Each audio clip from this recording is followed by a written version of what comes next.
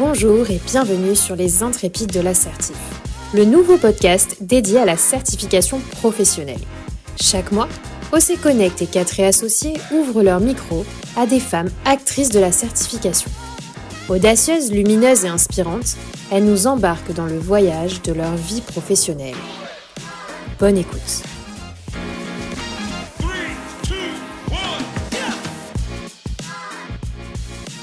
Bonjour à toutes et à tous. Pour ce 3e épisode des Intrépides de l'Assertif, j'ai le plaisir de recevoir une femme singulière qui a tracé son chemin de vie professionnel comme le vivant le fait si bien, à partir des obstacles qu'elle a rencontrés.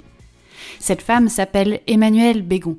Elle est fondatrice de la MAFEST, la maison de la formation en situation de travail.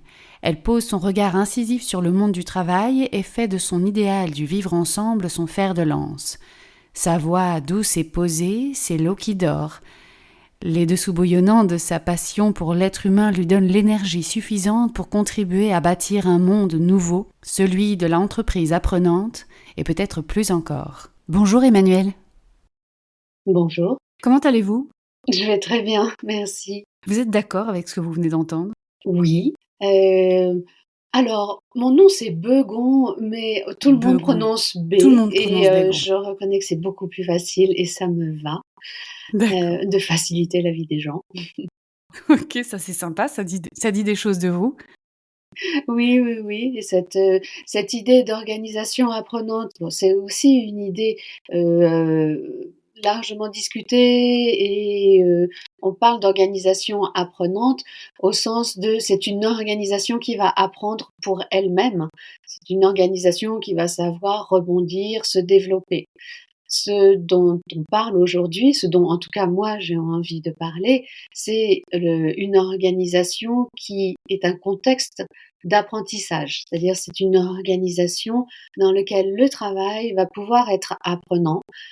L'organisation du travail va pouvoir être apprenante au sens de s'améliorer et va pouvoir donner aux individus l'occasion de vivre des expériences qui sont génératrices d'une production pour l'organisation, bien sûr. On est rassemblés dans et par le travail pour produire, mais aussi va donner l'occasion aux individus et aux collectifs de se construire individuellement et collectivement. Et vous, Emmanuelle Bégon et votre équipe à la MAFEST, vous accompagnez les organisations toutes confondues, les entreprises, les organismes de formation à devenir des experts de la FEST. On peut peut-être venir un peu sur cette notion-là pour que tout le monde puisse se mettre à niveau. Tout le monde connaît le concept, mais pas forcément concrètement ce qu'il signifie. Si vous pouviez nous expliquer en quelques mots. Oui, alors, la formation en situation de travail et l'action de formation en situation de travail, donc avec les acronymes FEST ou AFEST, sont pour nous des clés d'entrée dans les entreprises. Ces structures ont toujours un besoin de développer la capacité d'agir de leurs salariés, soit dans des phases de recrutement, des phases d'intégration ou des phases de transformation ou des phases aussi de départ de salariés en retraite. Et à ce moment-là, on se demande comment continuer l'activité et continuer une activité de qualité. Donc pour cela, la formation, mais la formation au sens large, je ne suis pas formatrice. Nous ne sommes pas forcément formatrices, il y en a au sein de la MAFEST, mais la formation au sens d'organiser des éléments qui forment un tout à un moment donné. On se forme. C'est ce que nous espérons apporter aux structures. C'est-à-dire qu'on va sous le prétexte ou à l'occasion d'une demande d'organisation d'une formation formelle, entrer dans les organisations pour se dire mais qu'est-ce qui en nous fait formation? Qu'est-ce qui en nous permet d'organiser des éléments qui forment un tout pour produire et pour se construire? Alors c'est intéressant, Emmanuelle Bégon, que vous disiez ça parce que justement, je voulais vous dire qu'en préparant cet épisode, je me suis rendu compte à quel point vous êtes ce que vous faites. Ça vous parle quand je dis ça ? Ah, c'est essentiel. Ah, c'est essentiel. C'est-à-dire ? C'est-à-dire que En tant que professionnelle, je suis aussi moi, ce que je suis, ce que la vie a fait de moi et ce que j'ai l'intention, l'espoir de faire de ma vie. La vie me fait, mais je la fais aussi. Et être ce qu'on fait et faire ce qu'on est, c'est une paix intérieure qui émerge grâce à ça. C'est le lien entre nos intentions et notre attention. Ce sont 2 éléments, importants pour moi. J'entends par, attention, une synthèse neutre, ouverte, curieuse des perceptions de ce qui nous entoure. Être, attentif, c'est cela. Ce n'est pas être sur un focus, c'est être, capable de générer une synthèse neutre de nos perceptions. Et avec cette qualité d'attention, on fait que nos intentions qui sont des actions en devenir, que nos intentions vont pouvoir aller dans la direction et dans le fait de nourrir notre attention. C'est un cercle permanent, une alimentation permanente. Voilà, Vous donc parlez de direction, Emmanuel. ouais. Alors, ça tombe bien parce que ce que je vais vous proposer là, c'est de commencer un peu par la fin, si vous le voulez bien. Il y a un adage qui dit: «C'est lorsque l'on regarde en arrière qu'on se rend compte que la ligne était droite». Et vous, Emmanuel, est-ce que vous ressentez ça quand vous vous retournez sur votre trajectoire, Oui, c'est génial. professionnelle? Je connaissais Ouais? pas cet adage, il me plaît beaucoup. C'est en marchant que, on construit son chemin. Et là, du coup, la question, c'est vraiment de se dire, avec qui je marche, où je marche, et quelle, attention je peux porter au paysage qui m'entoure quand je marche pour, faire que mon chemin, s'affine. Et je pense que c'est le chemin d'une vie. C'est voilà, ce sont plein de circonvolutions et quand on se retourne, on comprend le sens de tout ce qu'on a vécu, parce qu'on l'a fabriqué, ce sens-là. Donc oui, c'est un adage qui me plaît beaucoup. D'autres Alors je images vais qui me je sont venues. je vais vous proposer un descriptif aussi en dessous de cet adage, vous allez me dire ce que vous en pensez. On pourrait y lire que dans le détail de cette ligne droite, il y a toute une partie préparatoire. C'est peut-être la partie d'illusion d'optique, celle qui nous fait penser qu'on marche pas droit, qu'on se cherche. Et puis ensuite, il y a un point de bascule, ce moment, cet événement, cette étape de vie professionnelle qui provoque un avant et un après. C'est ce qui fait que, bam, tout d'un coup, tout devient cohérent. On ramasse chaque morceau Mmh. d'expérience passée et on en fait une œuvre d'art, la sienne. Ça vous parle aussi? C'est quoi le point de bascule de votre existence professionnelle? Qu'est-ce qui vous a Oui. permis de devenir exactement ce que vous êtes? L'habitude d'une pratique qui est aussi au fondement de la formation en situation de travail, qui est celle de la réflexivité et qui, en effet, invite à, ce que vous venez de décrire. Réflexivité, c'est une alliance entre le réfléchissement d'une image dans un miroir, d'un son, sur, une montagne et une réflexion, qui peut être plus analytique. Mais c'est bien cette association, de se pencher sur, réflectérer, c'est, se pencher, faire par un mouvement, en arrière, être en capacité de se projeter vers, l'avant parce que l'avant, il est fait de la compréhension et de ce qu'on fabrique à partir de ce qui a fait expérience pour nous. Voilà. Et vous parlez d'œuvres d'art, c'est peut-être ma façon d'être artiste, que de savoir bricoler avec, les événements, les éléments, de leur porter de l'attention et d'être, fidèle, pour revenir, au début de cette interview, à mes intentions, à être, dans le monde ce que j'aimerais que le monde soit en moi. Je vous propose un petit jeu. Je vous donne une citation et vous nous partagez l'écho que ça vous fait avec votre expérience professionnelle, ainsi qu'avec vos projets actuels et à venir. Ça vous va? Ouais, super. OK. Alors, la première, c'est: «Vis comme si tu devais mourir demain. Apprends comme si tu devais vivre toujours». C'est Gandhi qui l'a dit. Oui. Vivre comme si tu devais mourir demain, je crois que c'est impossible. Heu, on sait tous qu'on doit mourir et cependant on continue à tous fonctionner comme si on avait la vie devant nous et peut-être heureusement. Par l'expérience, d'un proche, d'une amie qui a demandé à être assistée pour mourir.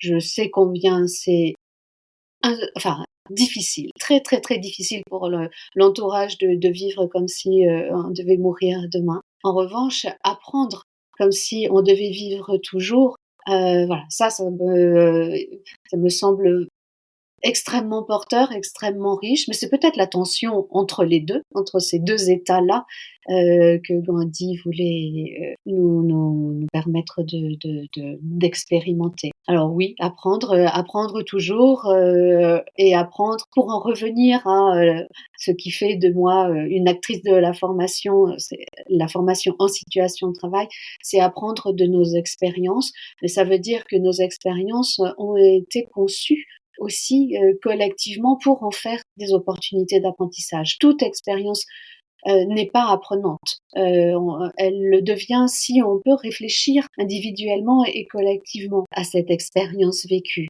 Donc vivre, c'est comme si, et apprendre tout au long de notre vie, comme si on devait vivre toujours, ça veut dire qu'on n'est pas seul et que ce CEX et ce CE que l'on rencontre à un moment est vécu et organisé comme une opportunité d'apprentissage.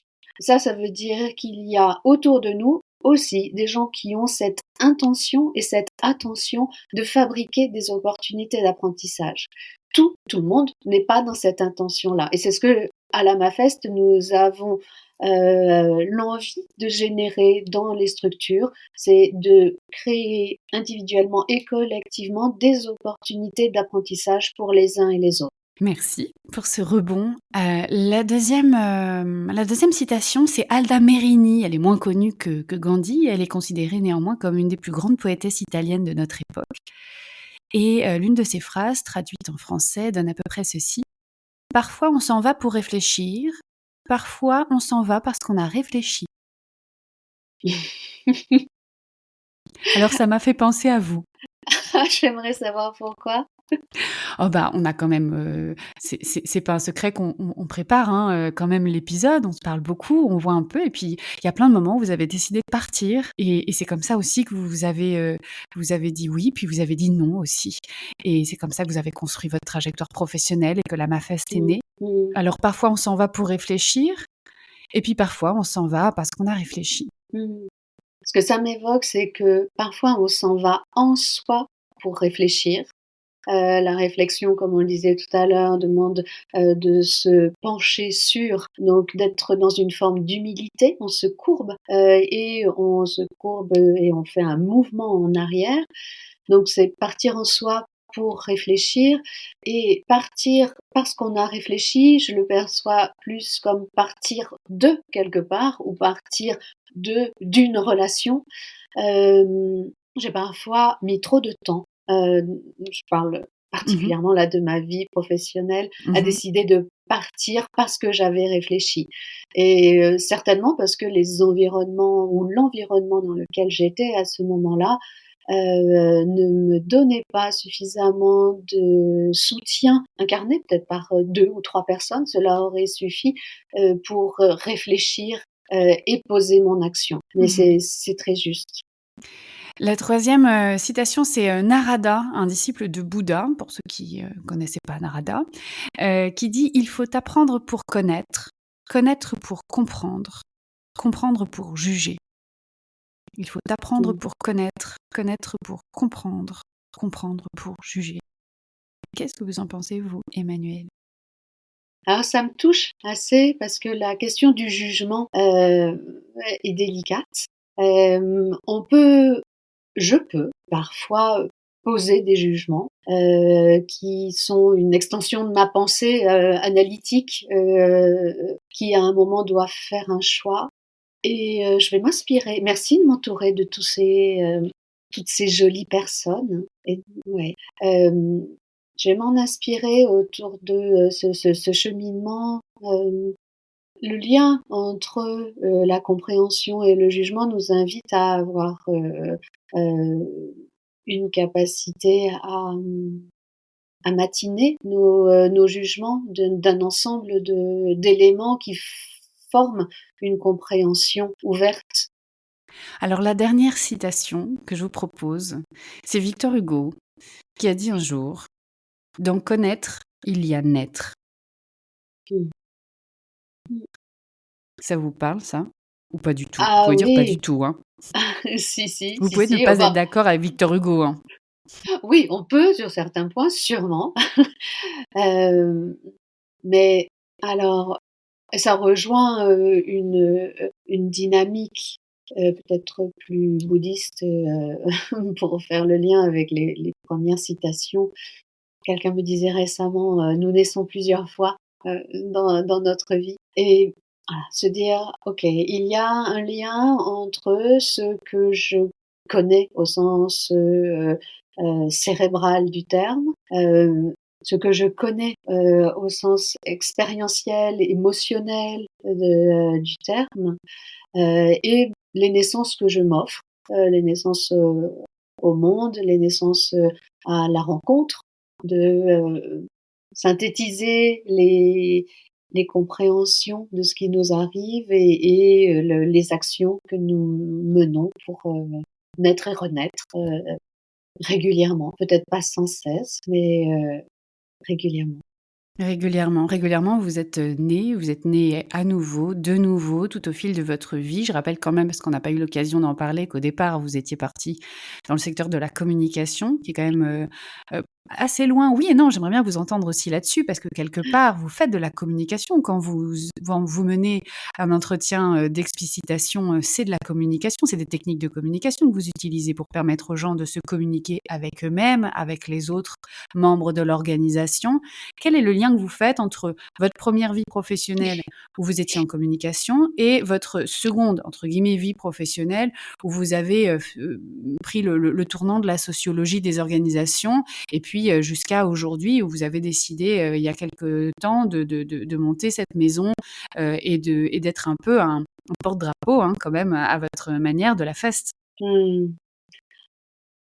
La communication, j'y suis venue dans les années fin des années 80, pour mes études, et aussi certainement pour penser, avec un A et avec un E, les problématiques de communication qui avaient pu être, celles de l'environnement dans lequel j'avais grandi, certainement, ce qui m'a menée à ça et petit à petit, je communique pour vous, faire passer un message qui est l'objet de la publicité, du marketing, enfin, mon expérience du besoin de la communication s'est épaissie et a plutôt pris la teinte d'un questionnement autour du dialogue et du dialogisme, et de la possibilité pour, chacun et chacune de d'être tranquille avec, les différentes voix, qui nous entourent et qu'il y a en nous aussi, qui sont parfois, des voix hétérogènes, voire, dissensuelles. On peut, se dire une chose et son contraire, et notre chemin de vie, c'est de trouver le cheminement et la voie, que l'on veut tracer, autour de cela et au sein de cela et du coup, dans les organisations du travail, on a, et c'est ce qu'on cherche beaucoup au sein de la MAFEST à faire, c'est d'enclencher un dialogue sur le travail. On parle aussi de disputes professionnelles, par exemple, mais une dispute qui est bienveillante, une dispute qui cherche, simplement à faire entendre, et à permettre aux uns et aux autres de s'entendre et à permettre aux uns et aux autres de s'exprimer. Développer la possibilité de s'exprimer, le droit, d'expression, ça vient de chacun et ça vient aussi de combien on peut être entouré de personnes et d'événements et d'éléments qui nous donnent le droit à la parole. On a besoin et c'est aussi le cadeau que vous me faites là, d'opportunités pour, prendre la parole et pour, en s'entendant dire ce qu'on a à dire, prendre conscience de ce qu'on avait envie de dire. C'est aussi ça, la réflexivité. C'est, entendre les mots qui forment, quelque chose dans l'espace et parce qu'ils sont sortis de ma tête, je vais pouvoir en faire quelque chose. Et il y a un mouvement là très rapide de réflexivité, d'analyse, de réfléchissement qui opère grâce à l'opportunité que vous me donnez d'exprimer. Donc la communication dans l'accompagnement des organisations, c'est celle-ci, c'est pouvoir mettre en mots pour soi et pour les autres ce qu'on fait quand on le fait. De toutes les expériences, d'AFEST que vous avez réalisées, que vous faites actuellement, qu'est-ce que vous avez appris, sur vous? Qu'est-ce que ça a généré? Qu'est-ce que ça a construit en vous, ces expériences? Alors, parmi toutes les expériences, certaines ont été et sont encore de grands cadeaux. Je rencontre, grâce à la formation en situation de travail, des environnements qui permettent et qui s'ouvrent, soit petit à petit, soit assez rapidement en grand, à cette proposition d'ouvrir un dialogue et d'être certain que ce dialogue va faire naître des choses qui ne seraient pas nées autrement. Voilà, on peut être dans des environnements industriels, des environnements de services. La formation en situation de travail, pour nous, à la MAFEST, c'est vraiment l'opportunité de créer des environnements, de créer du dialogue, de créer de la prise de conscience. Autour de la réflexivité, on est dans cet empilement de prise de conscience où on prend conscience de ce qu'on fait. En le faisant, on prend conscience de ce que cela nous fait et de ce que cela fait aux autres. Et qu'est-ce que ça vous fait, vous, Emmanuel, quand vous faites ça auprès des autres? Parce que quand vous êtes, en situation professionnelle, vous animez, vous faites Ouais, expliciter aux autres. Il y a un effet boomerang, il y a comme un oui, écho, il y a quelque chose qui se passe en vous dans ces cas-là, non? oui, moi ça me met en joie, Mmh. d'une joie profonde, d'une joie comme une colonne vertébrale. Ça anime au sens maître de l'âme, au sens de rendre vivant. Et c'est ce que ça fait en moi et c'est ce que je crois que ça fait, hein, mes collègues aussi de la MAFEST on espère que c'est ce que ça fait aux organisations et aux individus que l'on rencontre. Qu'est-ce que vous aimeriez qu'il reste de votre action, au fond, le plus important, l'essentiel? S'il y avait une chose, Qu'elle perdure, que quoi perdure? que l'animation, que l'âme, que la circulation d'une âme et d'un dialogue et d'une habitude prise de la confrontation à l'altérité, à l'hétérogénéité perdure et que C'est important pour vous, la confrontation à l'hétérogénéité, à la diversité? c'est vital, c'est la vie. C'est si on rentre dans un monde stérile et uniforme, on en meurt. Donc c'est accueillir et faire des événements, des choses qui nous font grandir. Et dans votre travail, quand vous espérez justement qu'il reste ça de votre action, ça vous donne de l'espoir ou ça vous désespère la plupart du temps? Ça me réjouit tout le temps. On rencontre dès qu'on est dans cette qualité d'échange avec les personnes pour qu'elles nous racontent ce qu'elles font quand elles font, ce Mmh. que ça leur demande, à quoi elles portent de l'attention, quels sont leurs buts, leurs objectifs. On voit les yeux qui s'ouvrent, on voit des mains qui portent, agissent, mettent en mouvement oui, des actions, et ça insuffle de la vie, de l'espoir et chaque entretien, réflexif que l'on mène ou, auquel les personnes s'exercent, entre elles, chacun de ces entretiens est suivi d'un effet: «Waouh! Qu'est-ce que c'est bien! Qu'est-ce qu'on fait, en fait?»